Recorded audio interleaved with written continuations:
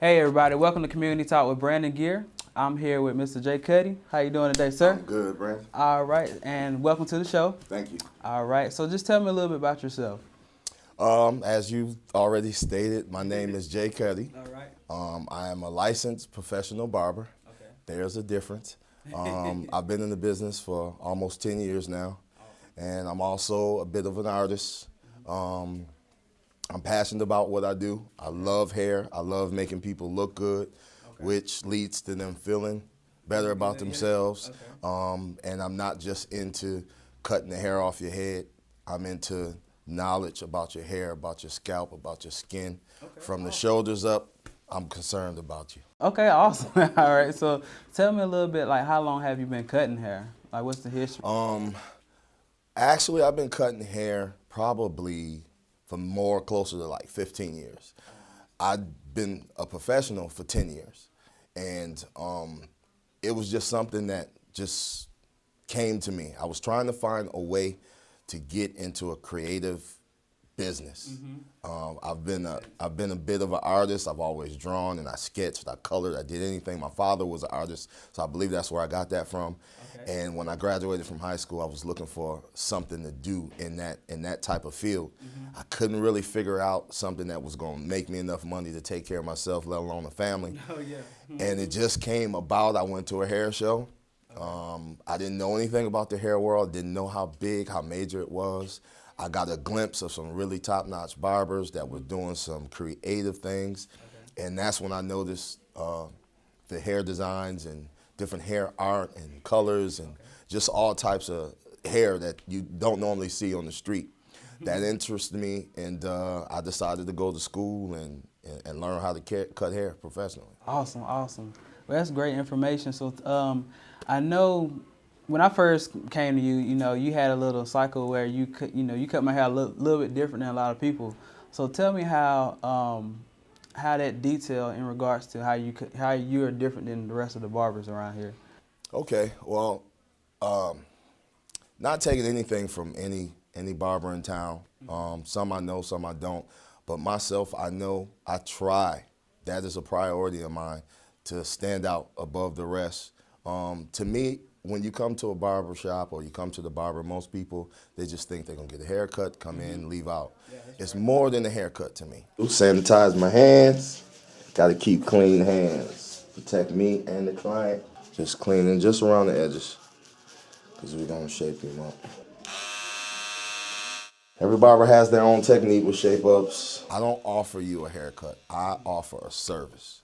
I like to give consultation, know where you are, know what your likes, your dislikes are, find out if you have any issues with your scalp, your hair. And then before we get started with a cut, it is mandatory that we shampoo, as you know. We shampoo and we condition your hair. It's like, for example, if you was to go outside and cut the grass, and it's been raining today, today wouldn't be a good day to cut grass. You could try, but you're not going to get a clean cut because the grass is wet, it's oily, it's dirty. Same thing with hair. When you start a haircut, you want to start with a clean palette. Awesome. That's great information, great information. So a question that I never asked anybody, but like, as far as, do you remember actually your first client? Oh, absolutely. Because you cut like a lot of hair. So. Yeah, absolutely. I definitely remember my first client. I know his name, and he's like a little brother to me. Jarikis Wright, lives right here in town. And I purposely made him my first client because when I first set up in the shop, I was still a student. I started out in the school, and I didn't finish in the school because I was going to school, working 2 jobs, taking care of a little boy. It got a little hectic. There was no schools here in Anderson at the time, so I was driving to Greenville every night and taking night classes. So it got a little tedious for me. And luckily, I found a master barber that I was able to work under, and I finished up my hours in his shop. And before I got ready to cut, it was my own way. I'm a proud Christian, and it was my own way of kind of Christianing or blessing my chair. I wanted somebody from the church to be the first person to sit in my chair. And the young man was the first one that came to mind. I called him up, gave him a free haircut. He loved it, and I'm still cutting him to this day. So that was my first client. Nice, nice. So, how passionate are you from? Because I know it's a big difference when you've been in it for 15 plus years, like you said. So, do you still is that still a passion since you first started? Absolutely, absolutely. I am just as passionate about barbering today as I was 10 years ago when I started school. There's so much to learn in this industry. I like to simplify things, but it's so much you can get into. There's so many different avenues to cut hair. There's so many ways to make money in this industry, not just behind the chair, but in retailing products, in sponsorships. I got a bucket list for myself, and I think I may have accomplished 2 of those things. You know, that was being a platform artist in Atlanta. I got an opportunity to do that, and also entering hair competitions and actually winning first place. So those are 2 of the things on the bucket list. And one day I want to be sponsored. You know, I want one of these big name major clipper companies to sponsor me. I want to work for them. I want to do what I do here in the shop, you know, all over the country if I can. And there's more knowledge. I haven't mastered everything yet. The straight razor is one of the most traditional techniques in the barbershop, and you would be surprised how many barbers can't use a straight razor. Really? So I want to master that. I want to master the fade.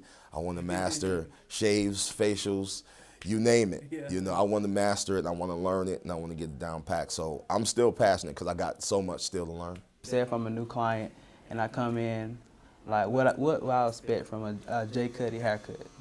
Okay. Again, not taking anything away from any of the barbers out there. One thing I try not to do is to come across as taking anything else from another cutter out there or stylist. But I do have a lot of pride in what I do and who I am. And I think first impressions, your initial thought when you came to see me last week, it's important that when you walk in my shop, that it's clean, that my chair is clean, that my station is clean, that you see me sanitizing my tools, you see me sanitizing my hands, you see me grabbing a clean towel.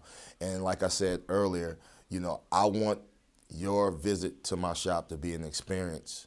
You know, I don't want you to come in here, how long is it going to take? All these people in here. As you know, when you came in, there was a few people in the seat. And the first person would think, okay, now I got to wait for all these people.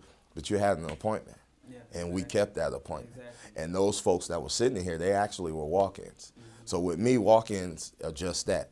They're a priority too, but my appointments are a priority over that. And what I try to do to keep myself separated or be above the rest is just have top-notch service. Because you never know, I might have $1 million client walking here one day, you know. So I want to make sure that I give you everything that I can. I offer refreshments to my clients, especially if I think they got to wait. Now, I'm not perfect. Sometimes I run behind on my appointments. But even if that's the case, I still make sure I cater to my clients and let them know. I may be running a little behind. I might have been late, or one of my clients, a couple of clients before you might have been late, and that threw my whole schedule off. So I try my best to still cater, offer refreshments, offer a snack or something to read, or anything I can do to make that person comfortable and let them know that I care.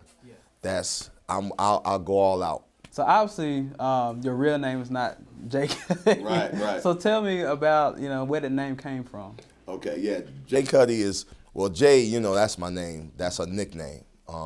But J Kutti, the name itself, when I was in school, I just got on the internet and I was just trying to find out and learn about barbers and how they carry themselves and what do they do and how do they do.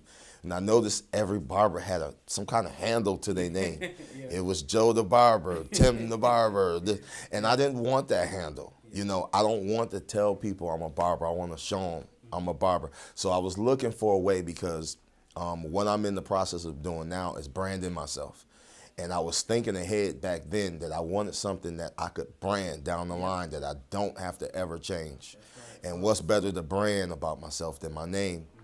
So I wanted something that stayed with my initials, and I was pondering and pondering and pondering. The shop that I was in, I just started hearing it. And I'm a northern boy, but being here in the South, I think it was the accent that threw me off. And a lot of people, they started recognizing my cuts. And they would ask people right there in the shop, or they would ask people in the street, who cut your hair? Yeah. And I would just hear people, maybe it was just the slur or the quickness, but they would say, Jay cut it, Jay cut it, Jay cut it. Yeah. And that kind of stuck with me. So I started going home and playing around with that Jay cut, Jay Kutti, and then I figured out a way to spell it. You know, instead of spelling cut with a C, I spelled it with a K. That way I kept my original initials, which is JK, and the Y just didn't look cool. I guess it's the artist in me. So I didn't want the Y. The I made it seem foreign or something, you know. And I don't even dot my I. I put a hashtag with it, you know. So I mean, not a hash, but more like a slash, you know, like a hyphen or something. And I spell my name as one word, so it's not Jay and Kutti. It's Jay Kutti, like it's one word. So it all just looked good to me. Yeah. And I threw it out there to people. They liked it. I got some good feedback on it, so I stuck with it ever since. And sometimes I got to help people with the pronunciation, but it works. Yeah. It works for me. I like it, and you'll see a lot. You're going to see that name a lot this year because I'm working with a guy now. Hopefully I'll be able to get out there. Before we wrap up, say if somebody need to get in contact with you or want to book an appointment with you, where do they need to get in touch with you? Definitely. I like to hashtag this a lot all the time. I tell people that I should be your barber, and I hashtag it's not hard to find me.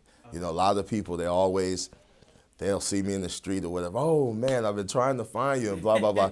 Well, I don't think you really was trying hard enough. You can find me. You can catch me on Facebook, Jay Kutti, Jaykutti.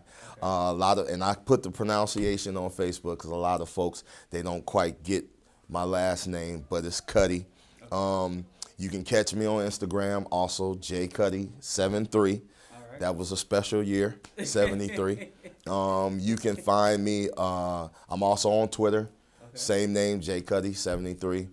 You can email me, jkutti73 at Gmail. And of course, you can text and call me anytime, 864-359-7350. That's my business number. And if you don't get me on the other end, you can voicemail me, and I'll definitely return that call. All right. And then, where are you located? I'm located at Hairnets is where you can find me, 921 South Main Street. I love working at Hairnets. The boss is Charnette. Yeah. I have some awesome stylists, my coworkers that I work with, Shay and Sonia and Pooh. We're a team. That's one thing I love. One of the main things I love working here at Hairnets. We're a team.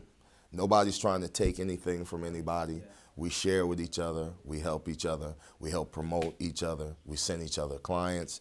We're always looking out for each other. And I've been here almost going on 5 years now, and it's felt like a family since the day I started here. Awesome. Yeah. Well, thank you for coming into the show. I appreciate it. And yes, sir. Thank you, Brandon. I appreciate this opportunity, man. I love what you're doing for the community, man. Yeah, no Keep doing it. And whenever you need a good barber, whenever you need me, you know how to find me.